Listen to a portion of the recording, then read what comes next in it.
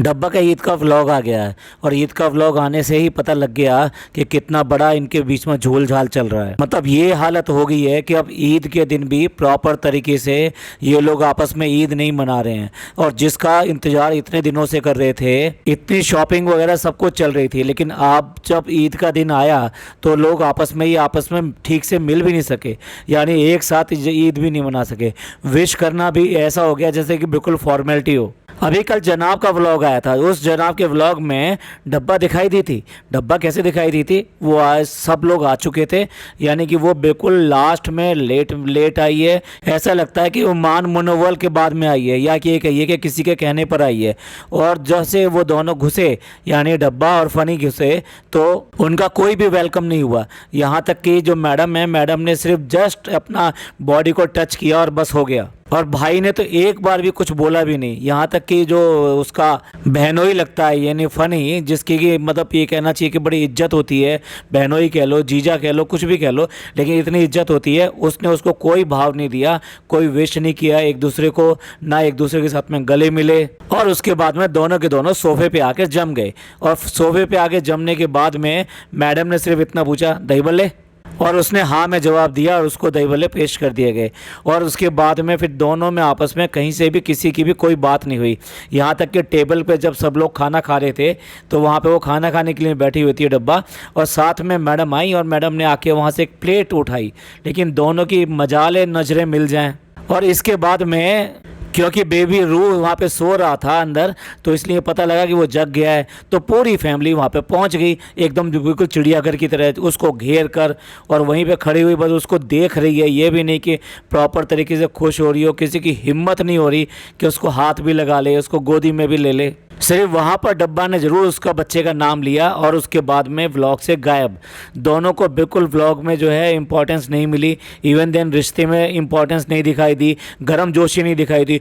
इससे ज़्यादा ठंडा ईद का त्यौहार आज तक नहीं देखा। जो लोग अपनी फैमिली का दम भरते हैं, जो लोग अपने साथ साथ होने का दम भरते हैं और उसको कहते नहीं थकते, बोलते नहीं थकते, और उस पर इतनी लंबी लंबी लेक्चर देते हैं फैमिली कल्चर के ऊपर, फैमिली एक दूसरे के ऊपर अटेंशन के ऊपर, एक दूसरे का ख्याल रखने के ऊपर इतनी सारे लेक्चर्स देते हैं, वो बिल्कुल आज की डेट में आके फेल हो गए, फेल। कोई एक दूसरे को ईद जैसे मौके पर भी मुबारकबाद देने को तैयार नहीं। और आपने नोट किया हो कि एक ही घर से एक ही फैमिली के लोग ईद पर पढ़ने के लिए जा रहे हैं, नमाज़ पढ़ने के लिए जा रहे हैं, सुबह जो नमाज़ पढ़ते हैं, लेकिन दोनों के दोनों अलग अलग गए हैं। जनाब जो है एज़ यूजुअल उसी को लेके गए हैं, जनाब 2.0 को लेके गए हैं, और वो अकेला गया है, और अकेला भी गया है तो अपनी स्कूटी पे गया है। अब पता नहीं खालू को भी साथ में लेके गया है, नहीं देख गया है, दिखाया है नहीं है एक बार भी, और हो सकता है कि वो भी अलग गए हों।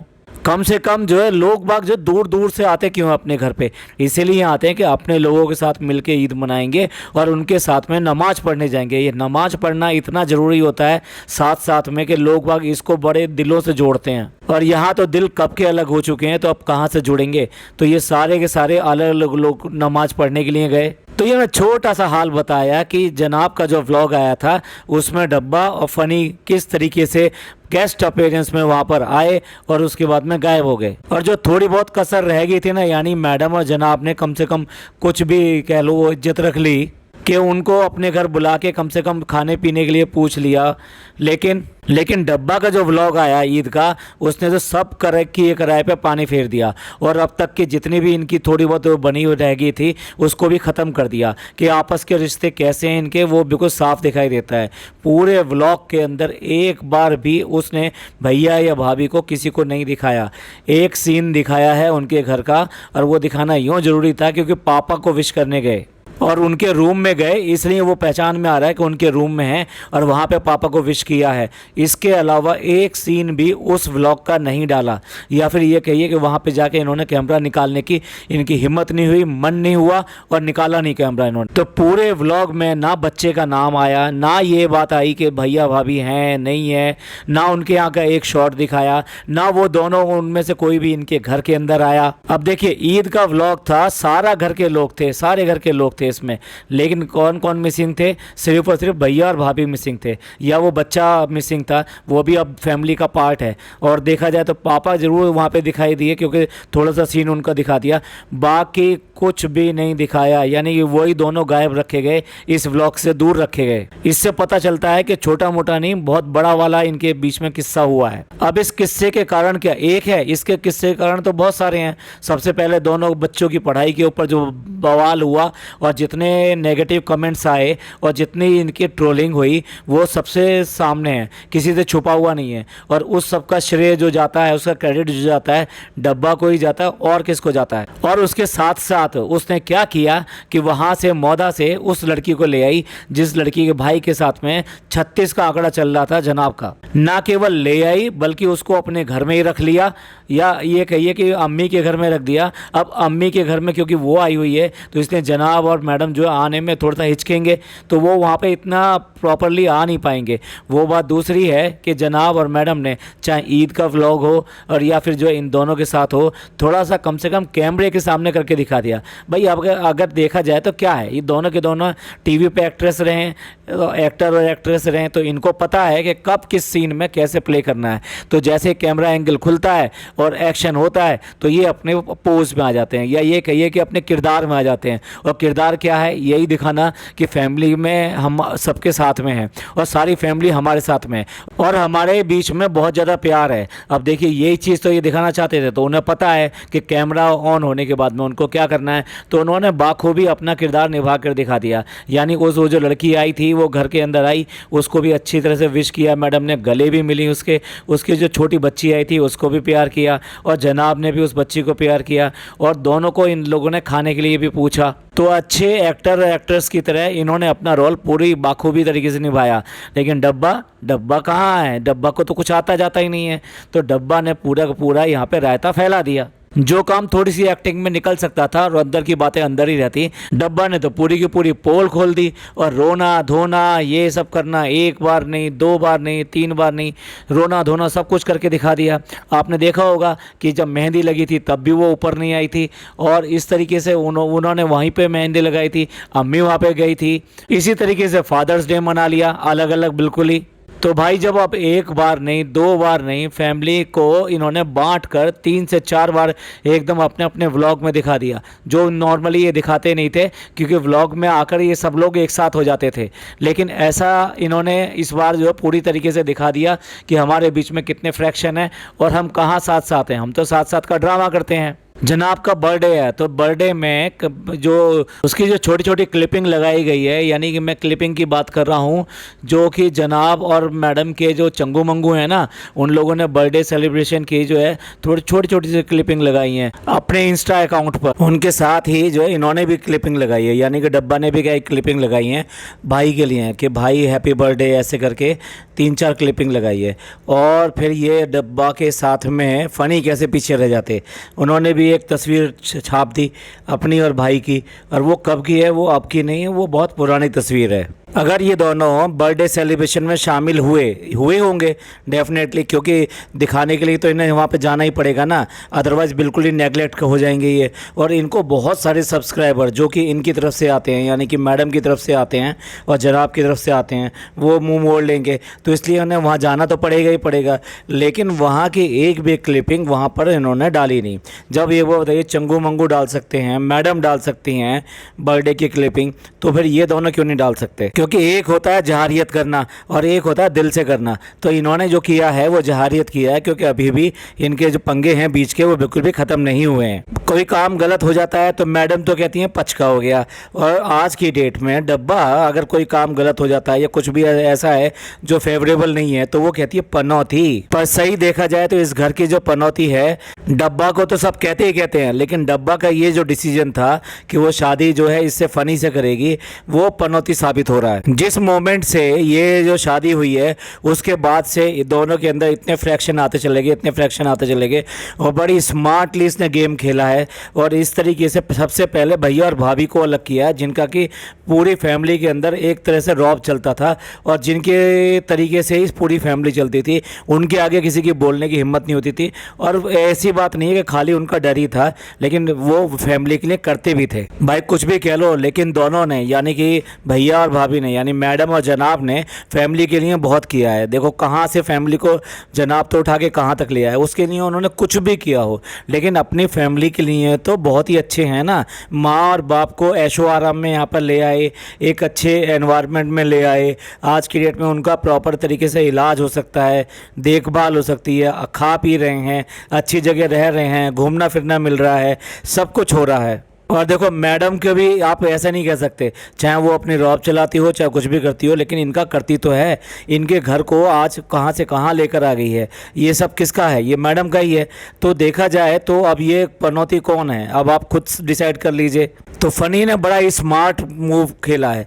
और कैसे खेला है? पहले उन दोनों को अलग किया है और फिर इसको पैसे के बारे में सारा बताया है कि कैसे करके पैसा कहाँ रखना है, कैसे रखना है, क्या इन्वेस्टमेंट करना है। और व्लॉगिंग को और अगले लेवल पे लेके चला गया। ये अगले लेवल पे मेरा मतलब ये नहीं कि व्लॉगिंग का कोई हाई स्टैंडर्ड हो गया है, नहीं नहीं नहीं, बिल्कुल भी नहीं। उसने क्या किया है, इसके दिमाग में ये भर दिया है कि हमारी सिर्फ और सिर्फ एक ही अर्निंग है और वो यूट्यूब की अर्निंग है। अगर व्लॉग नहीं जाएगा हमारे पैसे नहीं आएंगे। और ये चीज़ जो ऐसी होती है कि अगर लोकप्रियता ये चीज़ जो अगर किसी के गिर जाए तो फिर वो संभालने में आसानी से नहीं आती। इसलिए तुम इसको बिल्कुल मत छोड़ो, इसको करते रहो करते रहो। और यही वजह है कि आज की डेट में अगर व्लॉग अपलोड नहीं होता तो वो रोना शुरू कर देती है। और ये कौन सा काम है? ये कहता है जाओ जाओ व्लॉग अपलोड करो, यहाँ बैठने की ज़रूरत नहीं है, तुमने व्लॉग अपलोड नहीं किया है। देखो ये बार बार उठ के वहाँ से यहाँ आ जाती है और फिर यहाँ पर बैठ जाती है, व्लॉग अपलोड नहीं कर रही है। ये बात कर रहा हूँ मैं मौधा की। जब मौधा में सब लोग आए हुए थे उसके बाद में भी ये बार बार यही बात बोल रहा था। और ख़ास तौर से जब इतने सारे मेहमान घर के अंदर आए हुए थे। और देखिए जब जब इसके झगड़े होते हैं और जब जब इसको घबराहट होती है, आपने देखा होगा जब भी कुछ ऐसी प्रॉब्लम होती है या तो इसे घबराहट होती है या फिर रोना शुरू कर देती है। यानी इसको पूरी तरीके से आज तक इसी तरीके से पाला गया है, जिसकी वजह से ये आज की डेट में ये इनके ऊपर खुद ही इतना भार बन गई है कि सारी फैमिली का कल्चर इसने ख़राब करके रख दिया। देखिए इसके पास दो ही चीज़ें होती हैं, या तो इसकी शर्तें मान लो कोई, इसकी गलत जायज़ और नाजायज़ सारी मांगे मान लो, या फिर ये रोना धोना अपनाएगी। वही घबराहट हो रही है, रोना धोना करेगी, लड़ाई झगड़े करेगी। इवन देन ऐसा भी सुना गया है कि मौधा में भी और यहाँ पर भी बर्तनें फेंकती है, मतलब झगड़ा पूरी तरीके से करती है। तमीज़ तो नाम की है ही नहीं, हमेशा जो है इससे बदतमीज़ी से बात करती है। अब आप ही देखिए बार बार ये कहती है पढ़ाई लिखाई को ज़रूरी नहीं है, अच्छे दिल का होना ज़रूरी है। और पढ़ाई लिखाई को जो है इतनी सेकेंडरी चीज़ है, इतनी बड़ी चीज़ नहीं है। अगर आप अच्छे दिल के हैं तो आप ज़्यादा अच्छे हैं। अब ये बताओ कि कौन अच्छे दिल का है, कौन ये सारी चीज़ें जो है ना ये पढ़ाई लिखाई की ही प्रॉब्लम है। देखो वो दोनों पढ़े लिखे हैं और जाए जैसे भी सही, जनाब जितने भी पढ़े लिखे सही, हालांकि उनको भी ये महसूस होता होगा इस बात के लिए कि वो अगर पढ़े लिखे ज़्यादा होते तो डेफिनेटली उनको जो इसका फ़ायदा होता। इसलिए वो मैडम के पीछे पीछे भी लगे रहते हैं, जहाँ भी कुछ ऐसा काम आता है तो मैडम को आगे कर देते हैं। तो मैं ये बताना चाहता हूँ कि दोनों के दोनों पढ़े लिखे हैं तो कम से कम उन्हें कल्चर तो है, उन्हें कोई तमीज़ तो है। उन्हें कोई चीज़ दिखानी है तो क्या दिखानी है, कैसे दिखानी है। अगर रूठना भी है, मनाना भी है, गुस्सा भी करना है तो वो भी एक सेंसिबल तरीके से करना है। क्योंकि वो बेसिकली क्या है कि फिल्म इंडस्ट्री में चले गए, टीवी इंडस्ट्री में चले गए तो उन्हें पता लग गया कि भाई किस तरह से किस किरदार को निभाना, तो वो चाहे एक्टिंग ही सही लेकिन कर लेते हैं, वो सब चीज़ों को संभाल लेते हैं। लेकिन ये दोनों के दोनों ऐसे हैं कि ये इस बात के ऊपर कि हम जैसे हैं वैसा दिखाएंगे। और वो गांव का है तो गांव की चीज़ें दिखाएगा, गांव की हरकतें करेगा, ये सब करेगा। तो पढ़ाई लिखाई फिर कहाँ रह गई? तो ये जो बात करते हैं कि पढ़ाई लिखाई नहीं होनी चाहिए, इतना ज़रूरी नहीं है, तो वो आज सामने आ रहा है। अगर ये दोनों भी पढ़े लिखे होते तो फिर मैडम और जनाब भी इनको इस तरह से दुत्कारते नहीं और डेफिनेटली कहीं ना कहीं उनको अपने पास बैठाते। आज से 1-1.5 साल पहले जब शादी की 2 साल पहले जब शादी की अनाउंसमेंट करी थी और जनाब ने इसको लाकर दिखाया था कि भाई ये है हमारी पसंद, या ये कहिए ये है डब्बा की पसंद, तो तब जब दिखाया था तो ये कह के इंट्रोडक्शन कराया था कि ये पहले सऊदी में थे और अब वहाँ से यहाँ आ गए हैं, अब ये कुछ बिज़नेस करेंगे। अब आप खुद ही देख लीजिए, अब उस बात को 2 साल हो गया है तो कैसा बिज़नेस चल रहा है, कौन सा बिज़नेस चल रहा है? तो ये घर जमाई नहीं है तो और क्या है? तो कुल मिला के ये है कि अपनी इज्जत खुद ही गिराई है।